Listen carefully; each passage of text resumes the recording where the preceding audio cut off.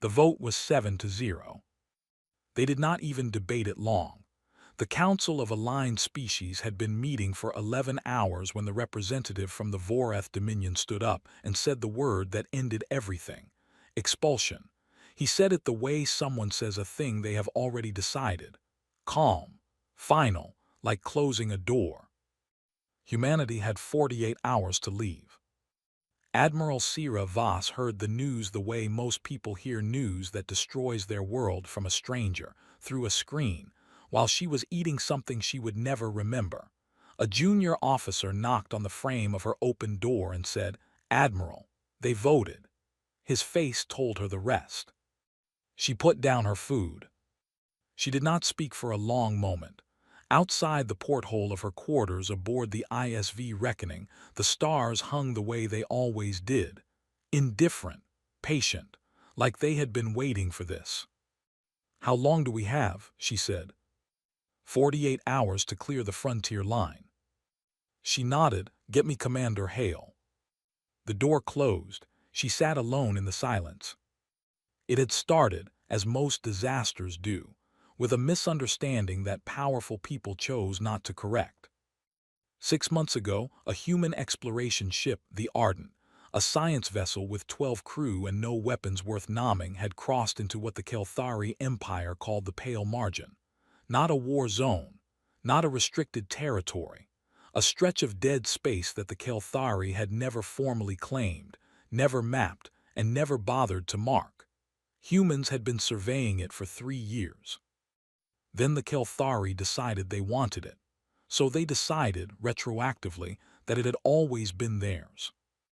When the Ardent refused to leave, because the crew didn't understand they were being ordered to leave, because the translation protocol for Kelthari distress signals was still in version 2, the Kelthari fired a warning shot. The Ardent's automated defense system fired back. No one died. The Kelthari ship was not even scratched.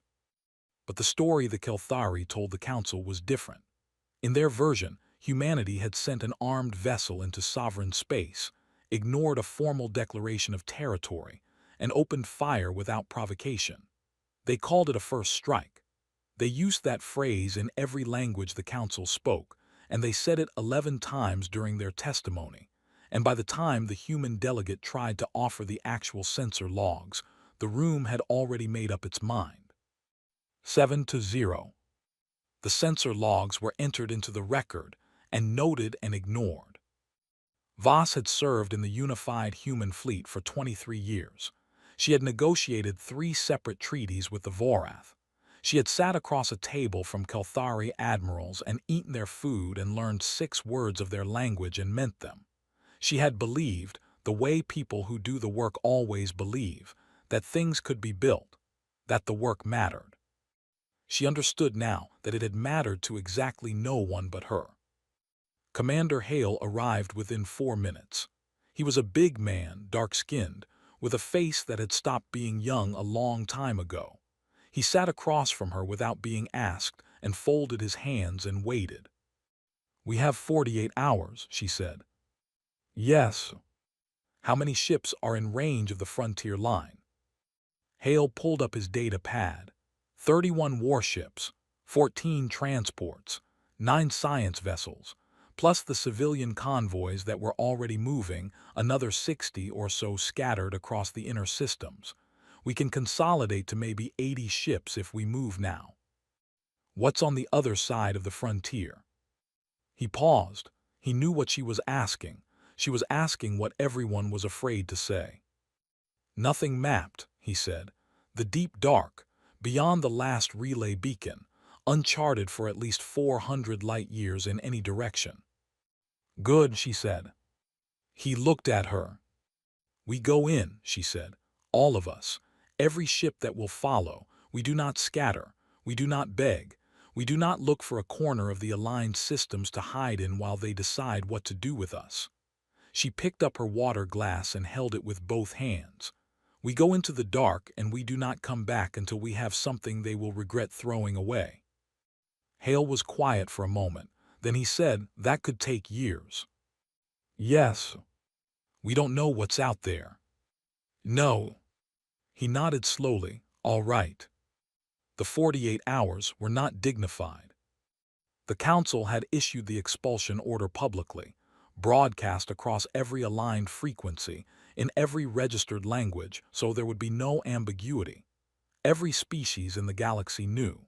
Every merchant who had traded with humans, every diplomat who had shaken a human hand, every scientist who had shared research, they all received the same message at the same time. Humanity has been designated a frontier-expelled species. All treaties, trade agreements, and passage rights are hereby null.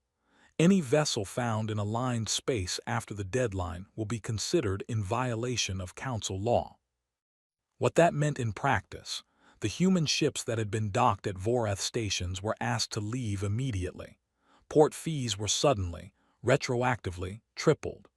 2 human freighters that had been waiting on cargo clearance for 3 days found their clearances revoked. The crews were given 6 hours. One Kael'thari station commander told the human freighter captain docked at his port that he was sorry, that he thought the vote was wrong. He said it quietly in the corridor, where no one could record him. He did not vote against the expulsion. He had not been asked to. Voss had 43 ships by the time the deadline came. Not 80, 43. The rest had scattered or surrendered or simply not been reachable in time. 43 ships, roughly 18,000 people. She stood on the bridge of the reckoning and watched the countdown on the main display. 12 minutes to the frontier line. No one spoke. The stars outside looked the same as always. Crossing the frontier line was not dramatic. There was no wall of light, no alarm, no sensation of passage. One moment they were in map space. The next they were not. The navigation systems updated. The council relays dropped off the communication board one by one, their signals fading like voices walking away from you in a large room. Then silence. Real silence, the kind that is weight. Chief Navigator Palia Reyes spoke first. She was 29 years old and had the habit of chewing the end of her stylus when she was working through something. She was chewing it now. Relays are gone, she said. We're dark to the aligned systems. Good, Voss said. We have internal comms between the fleet. That's it. For now, Voss said. Start mapping. Everything. Every star, every rock, every anomaly. We are going to know this dark better than they know their own borders. Reyes nodded and turned back to her console. Voss looked at the black ahead of them. No light she recognized, no station, no relay, no neighbor. She thought about the Ardent and its 12 crew members and its faulty translation protocol. She thought about the Kael'thari admiral who had lied to the council. She thought about the delegate who had tried to enter the sensor logs into the record. She thought about the door closing. Set course, she said. Inward, deep. Don't stop until the council's name means nothing. The reckoning moved forward. 42 ships followed. Behind them, the aligned systems went about their business. 7 empires and their satellites and their trade routes and their careful politics. None of them were watching the dark. That was their first mistake. 6 months after crossing the frontier, Voss held her first fleet meeting in uncharted space. She broadcasted across all 43 ships on the internal fleet channel. Every face she could see on the split screens looked tired. Some looked scared. A few looked the way people look when they have already accepted something and are just waiting to find out what it costs. She told them 3 things. First, they were not going back. Not yet. Not to beg, not to negotiate. The council had made a choice and they were going to let it stand. Second, they were going to build everything they needed, everything they lacked, from the dark, from nothing, with their own hands and whatever the uncharted systems gave them. Third, they were going to be the thing the council had accused them of being. A threat. She did not smile when she said it. She did not make it dramatic. She said it flat and plain, the way she might report a navigational fix. They called us dangerous, she said. They called us unpredictable. They said they couldn't trust us. They said we were a risk to the peace of the galaxy." She paused. "We spent 20 years trying to prove them wrong. That's over. Now we're going to prove them right."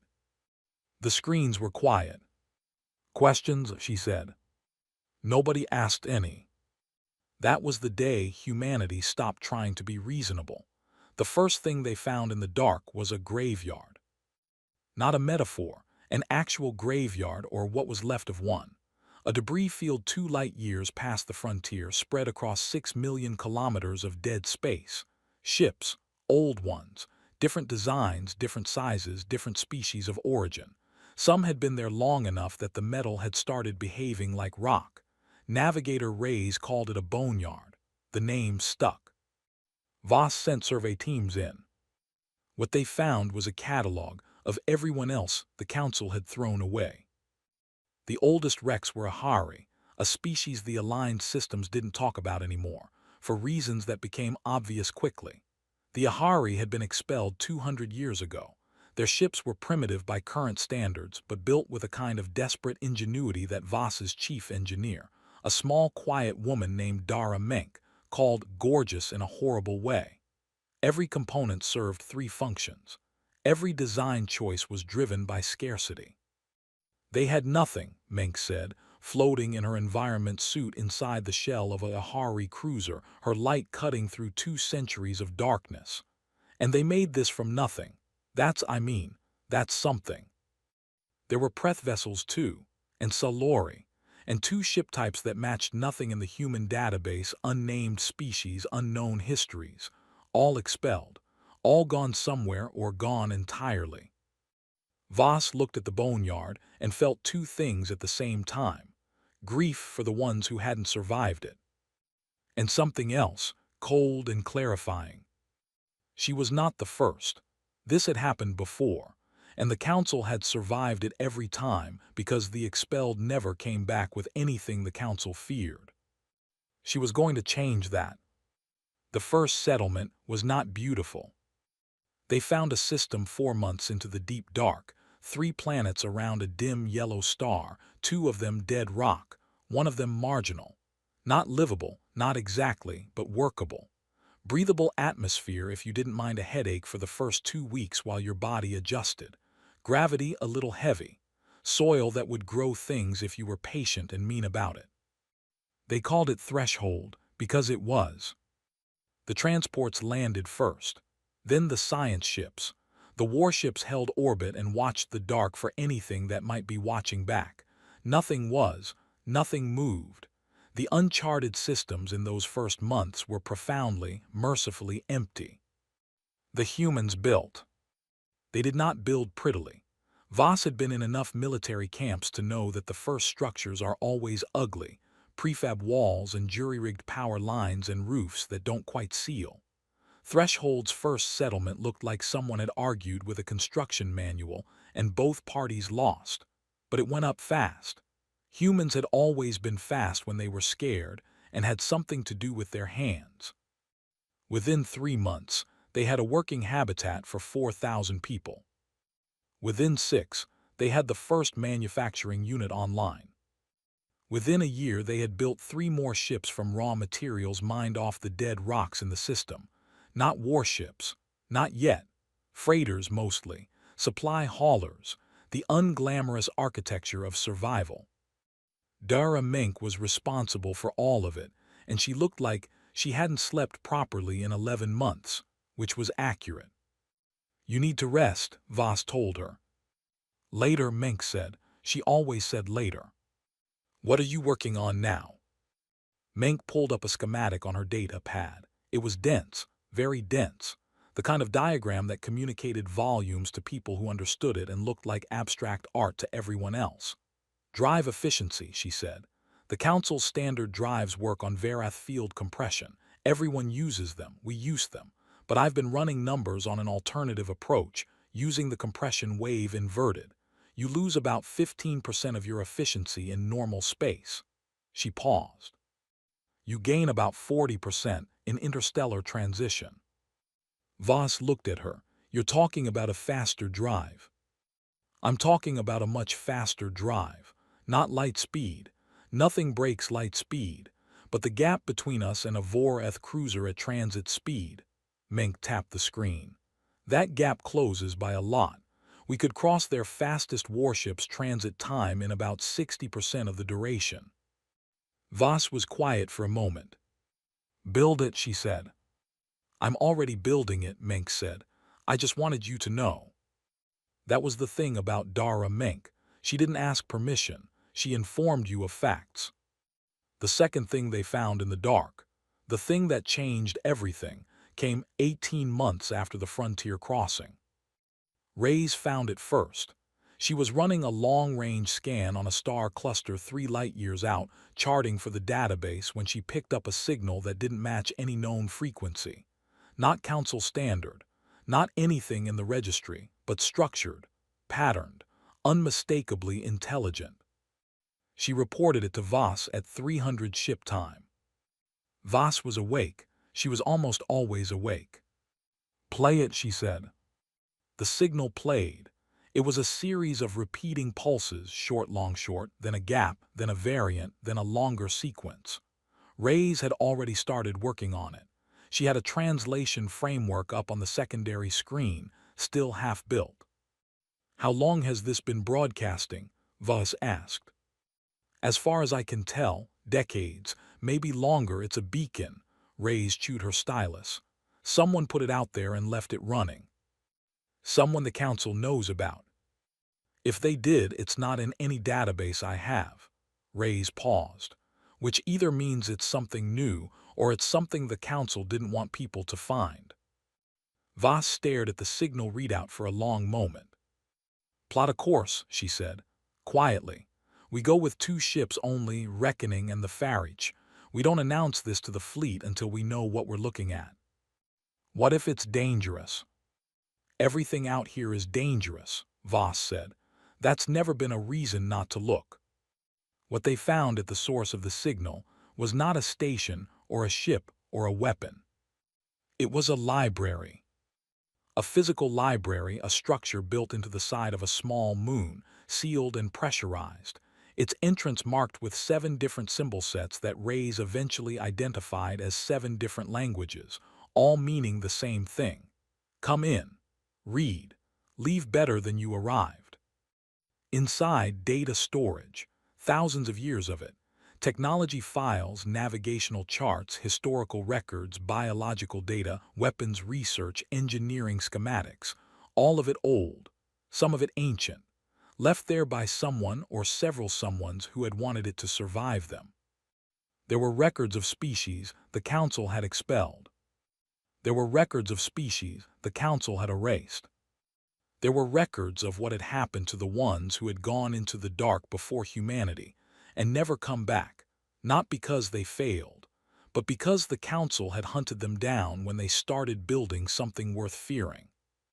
Voss read for 6 hours without stopping. When she finally looked up, her chief intelligence officer, a long-limbed man named Ori Sable, was watching her from across the room. They've done this before, she said. Yes, he said. They'll come for us too, once we're strong enough to matter. That's the conclusion I reach, Sable said carefully. Yes. She looked back at the data. Her hands were flat on the table, still, very still. Then we have to be stronger than the ones who came before, she said. Fast enough that when they come, it's already too late for them to stop us. Sable nodded once. She looked at the walls of the library. All that knowledge, all those dead species, all that careful, deliberate erasing. The Council had kept the galaxy stable for 500 years by making sure that nothing threatening ever had time to grow. It had worked. Over and over it had worked. Until now. The Reckoning returned to Threshold with enough data to fill every server in the fleet, and then some. Menk spent 3 weeks doing nothing but reading engineering files. She came out of it looking like a woman who had been shown the face of something she couldn't quite believe. Some of this is 30 years ahead of anything the Council is running, she said. Can we build it? Some of it, not all of it, not yet, She held up her data pad. Her hand was not entirely steady.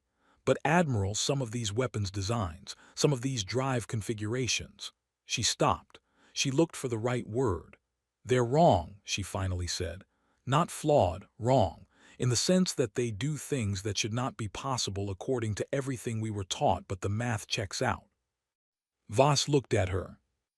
Build the ones that are wrong first, she said. Mink stared at her.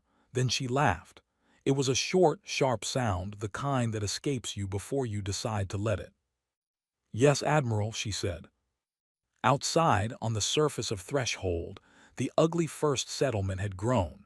New structures, new streets, children born in the dark who had never seen the aligned systems, engineers who had stopped thinking about what the Council would approve and started thinking about what was possible. Something was growing out here. Something the Council had not accounted for. It did not have a name yet. It would, 5 years past the frontier. The fleet was no longer 43 ships. It was 211. Not all of them were warships. In fact, most of them were not. Voss had learned early that the instinct to build weapons first was the instinct of people who were scared, and scared people made bad weapons and then got killed by them. So she had built supply lines first, then manufacturing, then medical ships, then the long-range survey vessels that went out ahead of the fleet and came back with maps and minerals and sometimes things far stranger than either. The warships came third, but when they came right. Dara Mink had not slept properly in 5 years. She looked it. She also looked like someone who had been given a key to a room she'd been trying to open her whole career, and the expression on her face when she talked about her work had settled into something past excitement.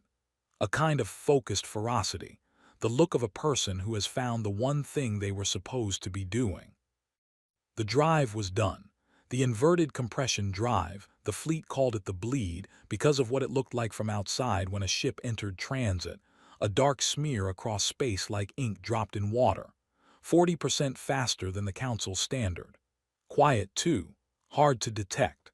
The Council's long-range sensors were calibrated for Verath field signatures. The bleed had a completely different profile. You could cross half the system and not show up on their boards at all. Mink had also finished the first of the weapons that should not have worked. She called it the inversion cannon because that's what it did. It inverted the shield frequency of a target, turning the target's own defensive field against itself for approximately 1.3 seconds. Long enough for a standard rail shot to pass through clean. It was, by the physics everyone in the aligned systems used, impossible. The math from the library said otherwise. The first test had destroyed the target drone, and the drone behind it, and the one behind that. Mink had stood at the observation window watching the results, and not said anything for a very long time. 3 drones, Voss said beside her. Yes, Mink said. We aimed at one. Yes. Is that a flaw? Mink turned to look at her. I'm choosing to call it a feature, she said. The aligned systems, meanwhile, had not stood still. Intelligence was sparse. Voss had no active operatives inside Council space, no informants, no friendly ambassadors. What she had was the long-range listening post that Ori Sable had quietly set up 18 months ago at the edge of the frontier, a tiny unmanned satellite with a very large antenna, positioned to catch the edge of Council broadcasts. What came back was fragmentary, delayed, incomplete. But a picture was forming. The Vorath Dominion had expanded its border patrols along the frontier by 300% in the past 2 years.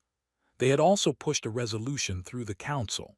Sable had caught pieces of it, establishing a formal monitoring protocol for any signals originating from beyond the frontier line.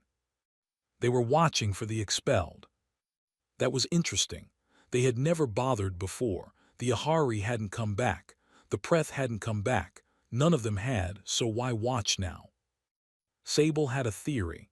There are traders, he said, small operations, independents who work the outer edges of aligned space, Some of them have been going past the frontier line unofficially for years.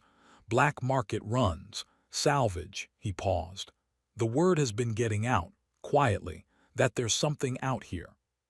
What word exactly? Voss asked. That humans built something, that the dark past the frontier isn't empty anymore. He folded his hands, that the expelled didn't die. She thought about that. Good, she said, let it spread. Sable looked at her carefully. You want the council to know we're still alive. I want the council to be uncertain, she said. There's a difference. I don't want them to know what we have. I want them to wonder. I want their admirals lying awake trying to calculate the risk. Let the rumor be bigger than the truth for now. The truth is catching up. The settlers of Threshold were not the only humans in the dark anymore. 3 other settlements had gone up in the 5 years past the frontier. None of them were beautiful. All of them were functional, which in Voss's vocabulary was a higher compliment. Threshold was the largest, 60,000 people now, a small city by any measure. The other 3 were smaller. Mining operations primarily, resource extraction, the raw materials that Minsk's shipyards needed. The children who had been born on Threshold had never seen the aligned systems. Voss thought about that sometimes, what they would make of it when the time came, whether they would carry the anger their parents carried, or whether they would look at the galaxy with cleaner eyes. A girl named HFY, 7 years old, born 6 months after the crossing, had once asked Voss what the council was. Voss had thought about how to answer that. A group of very old and very frightened people, she finally said, who decided that fear was the same as wisdom. HFY had chewed on this. Are they going to try to hurt us? Maybe, Voss said. That's why we're building things. What things? Things that make frightened people more frightened. HFY had nodded, apparently satisfied with this, and gone back to whatever she was doing. Voss had watched her go, and felt something she didn't have a clean word for. The first contact with another living species in the dark came in year 4. Not the council, not a familiar alien face, something new. Their ships emerged from a transit point 3 light-years from Threshold, 6 vessels, none of them large, all of them moving in a tight cluster formation that Voss's tactical officer, Commander Jian Park, identified as a defensive configuration. They're scared, he said. Hail them, Voss said. The signal took 20 minutes to get a response.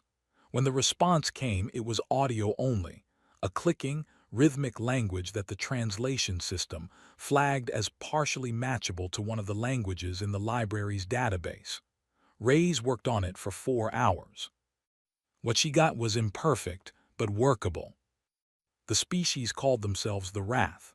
They were small, bipedal, insectoid, about the height of a human child. They had been expelled from the aligned system 60 years ago. They had survived in the dark. Barely. 3 generations of survival on 2 marginal worlds, with technology that had degraded steadily as they lacked the resources to maintain it. When Reyes finally translated the key phrase of their first message, she read it aloud to the bridge in a flat voice that did not quite hide what she was feeling. We heard that humans were in the dark. We came to ask if the rumor was true. We came to ask if there was still somewhere to go. Voss stood at the viewscreen looking at their 6 small ships. Tell them yes, she said. Tell them there is somewhere to go. Tell them we have food and medicine and engineers who will look at their ships. She paused. Tell them they are not alone out here anymore. Reyes transmitted. The response came back in 12 minutes. It was not words. It was a sound, a harmonic, layered tone that the translation system had no category for. But every human on the bridge felt it in their chest in a way that needed no translation at all. The Wrath were the first. They were not the last. Word travels in the dark the same way it travels anywhere, person to person, ship to ship, slowly and then all at once. In the 2 years that followed, 7 more expelled species found their way to Threshold or to the network of settlements Voss had been quietly expanding. Not all of them were strong. Not all of them had technology worth sharing. Some of them had nothing left but the fact of their survival. That was enough. Voss took them all. Sable had concerns. He expressed them carefully in the way he expressed everything, precisely, without visible emotion but with the kind of quiet weight that meant he had thought about it at length. "We are accumulating dependence," he said. "Species that cannot yet contribute meaningfully to defense or production. We are extending our resource base and our responsibility simultaneously." "Yes," Voss said. "That's a strategic vulnerability." "It's also a coalition," she said. "The Council expelled everyone who threatened them, which means everyone out here has the same enemy. Give them a reason to stand with us and they will, not out of gratitude." She looked at him. "Out of the same thing we're running on. The understanding that the only way any of us get to live on our own terms is if the Council doesn't get to decide those terms anymore." Sable was quiet. "The Wrath are insected," she continued. "They have a hive coordination capability that our command systems cannot replicate. They can execute fleet maneuvers with a response time that makes our best operators look slow. The Solori survivors, the ones who came in last month, their materials science is 2 generations ahead of ours in composite armor production." She stopped. "We aren't taking in charity cases. We're building something that no one species could build alone." He looked at her for a long moment. "You've been planning this since the library," he said. It was not quite a question. She did not quite answer it. "Set up the integration meetings," she said. "I want every species' engineering teams talking to Menck's people by the end of the week." He nodded and left. Voss turned back to the viewport. 211 ships. 8 species. 4 settlements. And a weapons system that should not have worked, built from plans left behind by people who had died before they could use it. The Council had made a mistake, not a small one, the kind that compounds, the kind that you don't recognize as a mistake until it is very much too late to do anything about it. It was too late. They just didn't know it yet, 8 years past the frontier. The Council came. Not because they had confirmed anything, not because their intelligence was good, it wasn't. Sable had made sure of that, feeding carefully distorted signals through the listening post at the frontier edge, keeping the picture blurry. What the Council's admirals thought they were dealing with was a rogue human settlement, lightly armed, possibly desperate, worth cleaning up before it became something more complicated. They sent 40 ships. 40 ships was not a punitive fleet. It was not an invasion.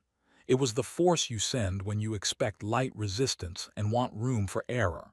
It was the force you send when the thing you are going to destroy cannot possibly fight back in a way that matters.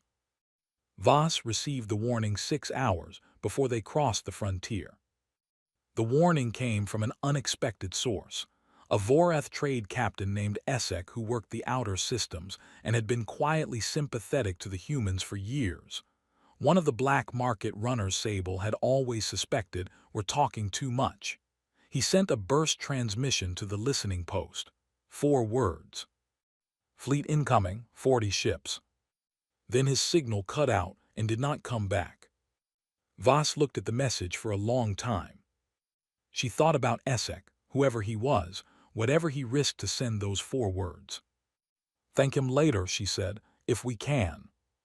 Then she went to work. The Council fleet crossed the frontier at 600 Fleet Standard Time. They were led by a Kelthari admiral named Sareth Veldren, who had a distinguished career and a reputation for thoroughness. He was, by every account Sable had assembled from the library records and the fragments of Council broadcasts, a careful man. Not cruel, not particularly ideological. He was the kind of officer who followed orders well because he believed in the system that gave them. Sareth Veldren had never seen anything like what was waiting for him. He had expected, based on his intelligence, a cluster of improvised settlements and a defensive line of perhaps 30 ships, half of them civilian retrofits. He had a plan for that. He had been over it a dozen times with his tactical staff. It was a clean plan, efficient. What his long-range sensors showed him instead was 340 ships. Not improvised, not civilian retrofits. Ships with drive signatures that didn't match any profile in his database, which meant they were not moving the way he expected ships to move. Ships that materialized from transit in patterns his tactical models had no framework for, because the models had been built around Council standard transit signatures, and these ships were doing something else. Something that looked on his sensor boards like tearing. Like they were coming through a wound in space rather than a door. He called for a halt. His formation stopped, 40 ships in standard approach configuration, 4 light minutes from the leading edge of the human fleet. He opened a hailing frequency. Voss answered personally. She was on the bridge of the reckoning, standing at the comm console, and she had decided some time ago that she would not sit for this conversation. There was no tactical reason for that. It was just a thing she needed. The Kelthari admiral's face appeared on the main screen. He was older than she'd expected, tired-looking, in the specific way of people who have been carrying authority for a long time. He looked at her. "Admiral Voss," he said. His translator rendered the words in flat, serviceable standard. "This is Admiral Sarath Vel-Dren of the Aligned Council Fleet. You are in violation of the expulsion order of—" "I know what order I'm in violation of," Voss said. She kept her voice level. "I know who issued it and why, and I know what you were sent to do." She paused. "I am not going to make it easy for you." Sarath Vel-Dren looked at his sensor boards and back at her. "You have 300 ships," he said. "We have 40, but the Council will send more. You understand that?" "I do," she said. "I'm counting on it." He was quiet. "I want to be clear about something," Voss said. "I'm not asking for a negotiation today. I'm not asking for a new vote at the Council. I'm not interested in a treaty that puts us back inside your borders with the same conditions that made it easy for you to throw us out the first time." She looked directly at him. "I am telling you what the situation is, so you can report accurately when you go back." "And what is the situation?" "The situation is that you are outnumbered, in a space you cannot navigate without our charts, using drives that are 7 years behind ours, against ships built from technology your Council has been suppressing for 400 years. She let that sit. "And the situation is that I do not want to destroy 40 ships of people who were following orders they were given by politicians who were following fear they were given by history. So I am giving you the chance to turn around." Sarath Vel-Dren looked at her for a long moment. "You're not what I expected," he said. "Nobody ever is," she said. He did not turn around.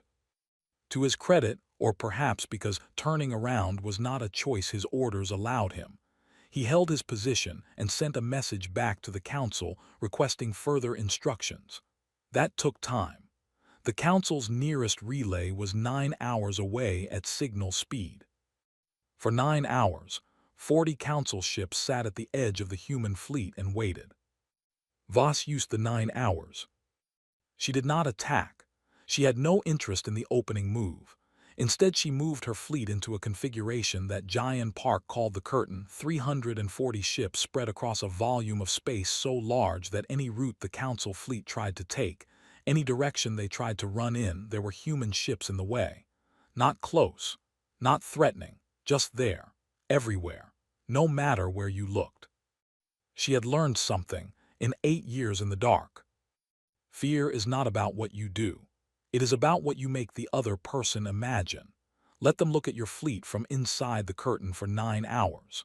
Let their gunners calculate targeting solutions and find that for every solution they build, there are 3 human ships they can't account for. Let their admiral sit in his command chair and try to find a version of this that ends cleanly. There was no version of this that ended cleanly. The council's response arrived. Voss never found out exactly what it said, but she saw the result. Sareth Veldren's fleet began a withdrawal, not fast, not panicked, orderly. He was a careful man, and he withdrew the way careful men do everything, methodically and without waste. Before his fleet crossed back over the frontier, he sent one final transmission. "This isn't over," he said. "I know," Voss replied. "Tell them what you saw." The council fleet crossed the frontier and disappeared. Voss stood at the viewport for a long time after the sensor boards showed clear. Commander Hale came to stand beside her. "They'll come back with more," he said. "Yes." "How long do we have?" She calculated, 6 months if they rush, a year if they're careful. "Are they careful?" "Sareth Veldren is," she said, "so probably a year." Hale nodded. He was quiet for a moment. "What do we do with a year?" She turned from the viewport. "Everything," she said. The year was not wasted. Menck finished the second generation of the bleed drive faster, quieter, with a smaller power signature. She also finished the Cascade shield system, which she named with her characteristic accuracy and total indifference to marketing.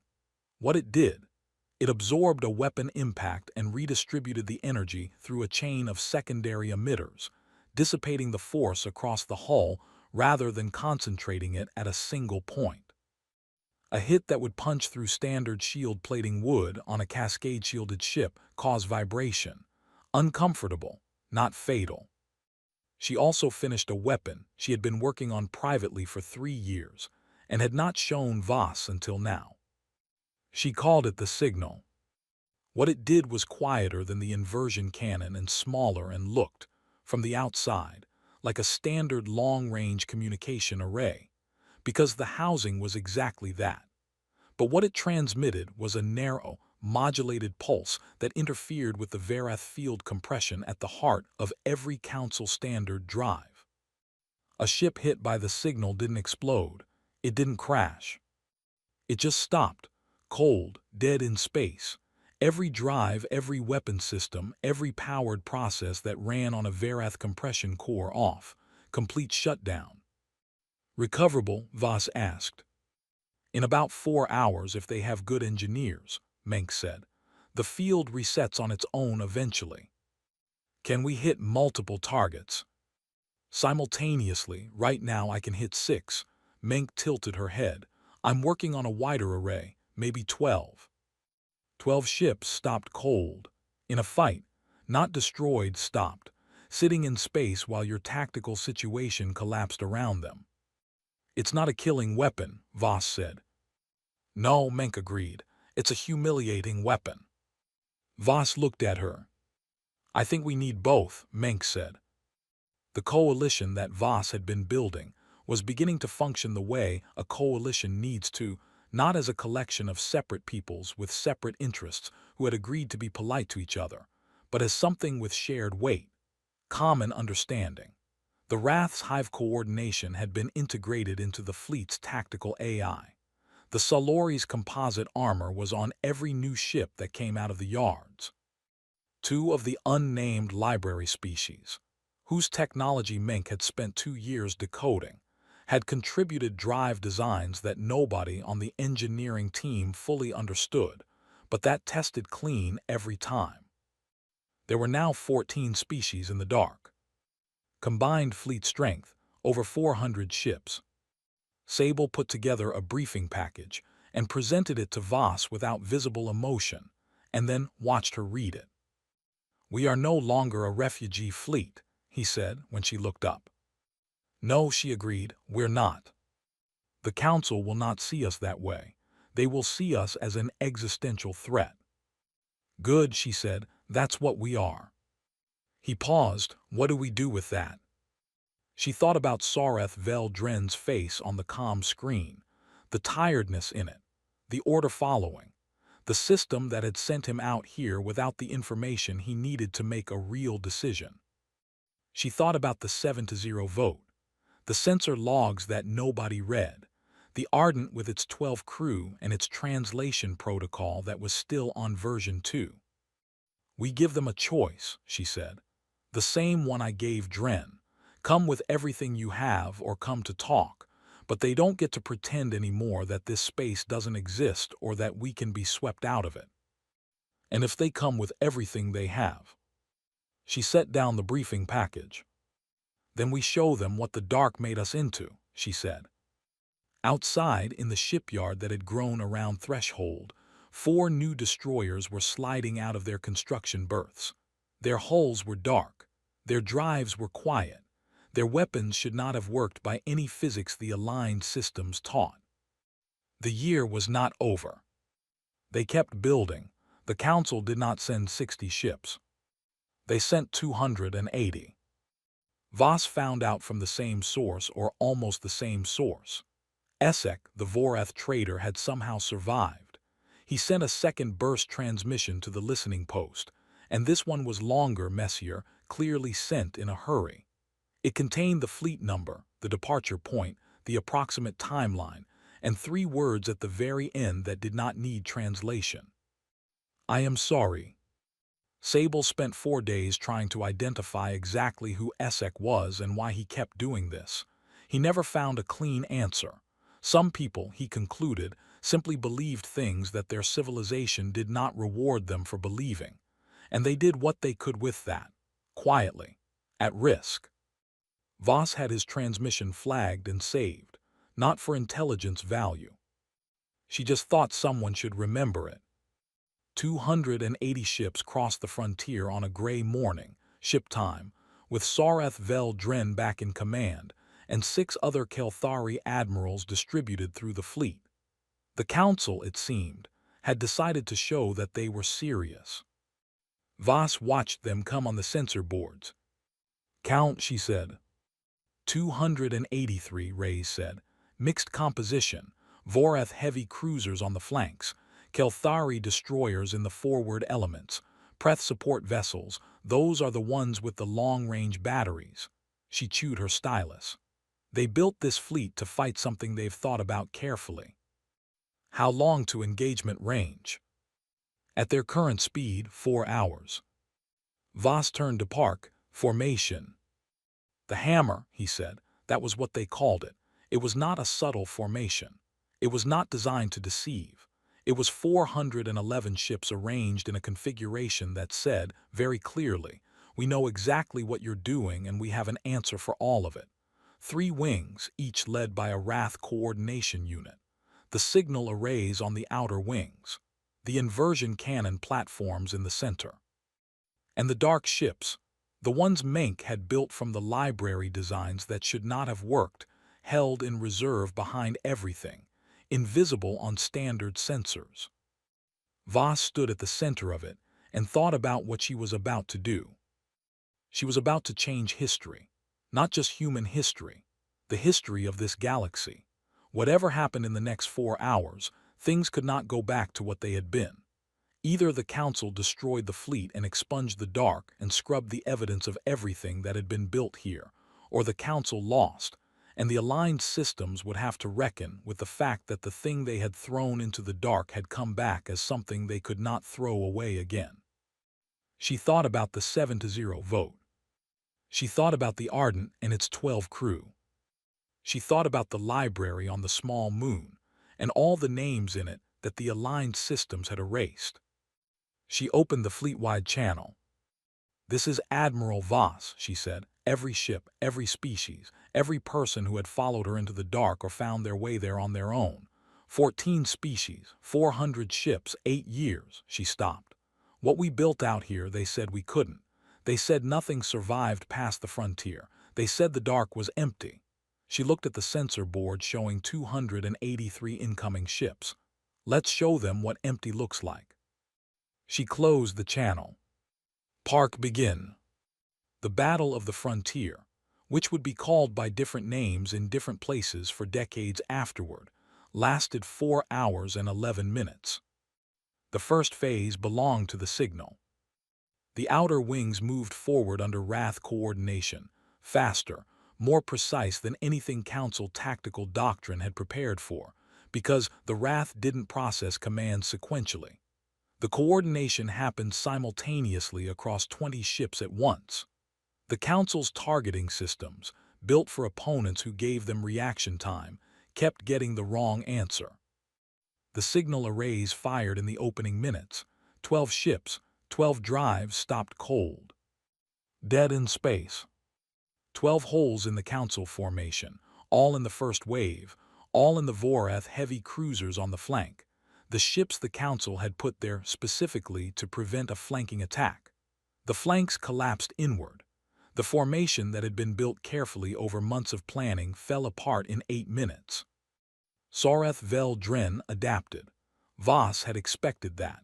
He pulled his remaining heavy cruisers into a tighter cluster and pushed his Kelthari destroyers out as a screen. It was a good response. It was the correct response by everything the Council had in their doctrine. It was also exactly what Park had built the second phase for. The inversion cannon platforms moved into range. When they fired, the result was not subtle. The leading edge of the destroyer screen, 18 ships, found their own shields turned against them for 1.3 seconds each. In those 1.3 seconds, standard rail shots crossed the gap. 11 destroyers were destroyed. 7 limped backward out of the fight. The Council's center held. Soreth Vel Dren held it personally, and Voss found, even in the middle of this, something close to respect for the way he held it. He was outnumbered, outgunned, operating on doctrine that no longer matched reality, and he adapted in real time with the speed and control of someone who had been in hard situations before. It wasn't enough, but it was not nothing. The third phase was the dark ships. Menk had built 9 of them. They were the ones with the library drives, the ones that didn't transit through space so much as fold it, that appeared not on a trajectory but at a location, with no warning, no signature, no approach vector to track. They materialized inside the Council formation. Not in it, not among the ships between them. Close enough to fire. With weapons that the Council had no deflection protocol for, because there was no deflection protocol in any database they owned. The Council formation did not break, it shattered. Soreth Vel Dren surrendered at hour 4. He did it with protocol, by the formal signal of his rank pennant, which was dropped from his comm array and replaced with a plain white field, the universal indicator that predated every species in the aligned systems, the one sign that meant the same thing everywhere. Voss gave him credit for that. There were admirals who would have kept fighting, because losing was not something their psychology had a category for. Dren was not that kind of man. The signal went out across his fleet. One by one, the Council ships powered down their weapons. The ones with working drives held position. The one stopped by the signal 41, by the end drifted where they were. Voss gave the ceasefire order. The guns went quiet. In the silence after, the only sound on the bridge of the reckoning was Ray's putting down her stylus. Nobody said anything for a long moment. Then Hale said, "Casualties." Park checked his board. 31 ships damaged, 8 heavily, 6 destroyed. He paused. 412 dead. 412. Voss absorbed that. And theirs. 67 ships destroyed, 41 disabled. We don't have their casualty numbers yet. She nodded. She did not say anything for a while. 412 names she would write down later. 8 years ago, 18,000 people had followed her into the dark. She had not brought all of them to this day. She would not pretend otherwise. "Open a channel to Admiral Dren," she said. His face on the screen was the face of a man who had reached the end of something and was trying to work out what came next. "Admiral Dren," she said. "Admiral Voss," he said. "I'm not going to occupy your ships. I'm not going to take prisoners. I'm not going to make a demand list." She looked at him. "I'm going to send medical ships to assist your wounded and engineering teams to help restart the drives on your disabled vessels." She paused. and then I'm going to send you home." He looked at her for a long time. "Why?" "Because I don't want this to be a war," she said. "I want it to be the thing that ends the war before it starts. If I send your fleet home destroyed, the Council will build another one. They'll have no choice. They'll have to. Because that's the story. Human fleet destroys Council ships, everyone mobilizes." She shook her head. "But if I send your fleet home whole, mostly, with their wounded treated and their dead respected, with a message from me to the Council that says, 'This is what we are, this is what we built, and we are done being expelled,' that's a different story." Dren was very still. "What do you want?" he asked. "What is the actual demand?" "Recognition," she said. "A seat. Not inside the aligned systems, we're past that. A seat beside it, as a separate body with equal standing. The frontier becomes a border, not a wall. Free transit both ways, trade, diplomacy. The same standing any other civilization in this galaxy has." He was quiet. "You are 14 species," he said. "Yes. You have 400 ships. And more building. And technology." He stopped. "Where did you get the library technology? We searched for that library for 200 years." "I know," Voss said. "I think that was probably the point." He looked at her for a long moment. Then he did something she did not expect. He laughed, not long, not loud. A short, tired exhalation that was almost a laugh. "I'll take your message to the Council," he said. "I won't guarantee they'll listen."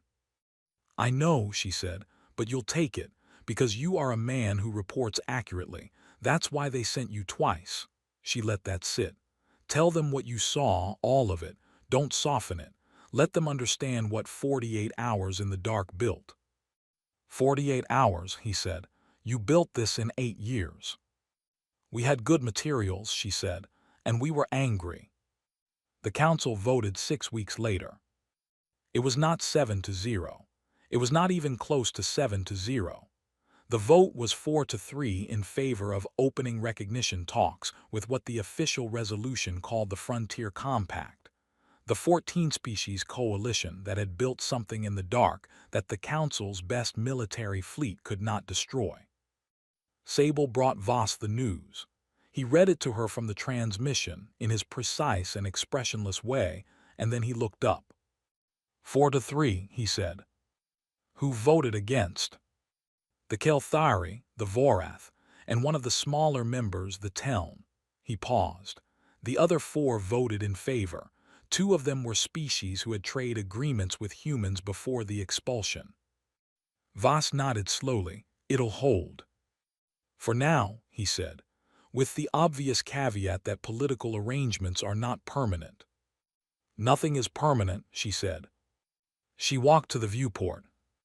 Outside, Threshold was visible from orbit, no longer an ugly cluster of prefab structures, but a city, a real one.